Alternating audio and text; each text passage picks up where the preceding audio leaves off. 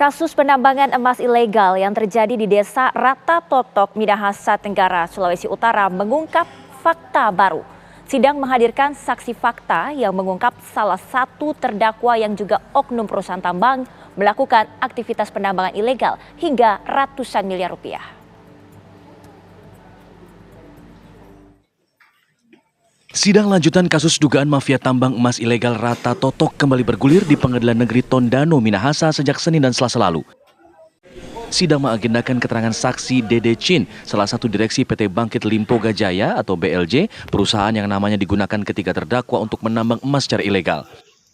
Dalam kesaksiannya, Dede mengungkapkan terdakwa Arni Kumolontang menggagalkan perizinan perusahaan yang sedang berproses di Kementerian SDM, padahal yang bersangkutan sudah dipecat dari posisinya sebagai komisaris karena pelanggaran berat. Selain itu, aktivitas penambangan ilegal yang dilakukan terdakwa Arni di wilayah PT BLJ tanpa sepengetahuan perusahaan sudah menyebabkan kerugian hingga ratusan miliar rupiah. Permasalahan yang sudah terjadi saat ini sudah ada penambangan secara masif di lokasi kami, kemudian dari awal Pak Arni melakukan upaya perubahan password dengan user juga, baik di OSS maupun di Minerba. Nah, terkait permasalahan ini sehingga kami juga dirugikan PT Bangkit Limpoga Jaya untuk secara administrasi perpanjangan perizinan.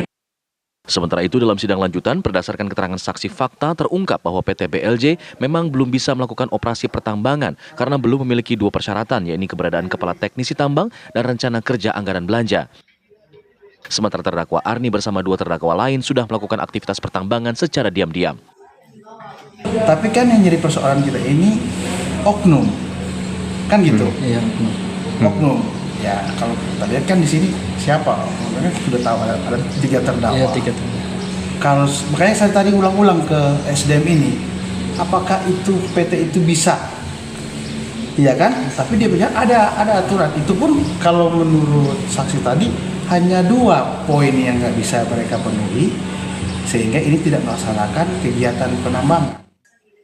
Kasus ini bermula pada tahun 2020 lalu saat terdakwa Arni Kumolontang selaku komisaris PT BLJ menyewakan lahan ke orang lain, yaitu dua terdakwa Donald Pakuku dan Siyohu. Ketiganya kemudian melakukan aktivitas penambangan liar di areal perusahaan menggunakan 8 alat berat. 3 terdakwa kini terancam hukuman 5 tahun penjara dan denda 100 miliar rupiah. Dari Minahasa, Sulawesi Utara, Marwan Dias Aswan, TV One mengabarkan.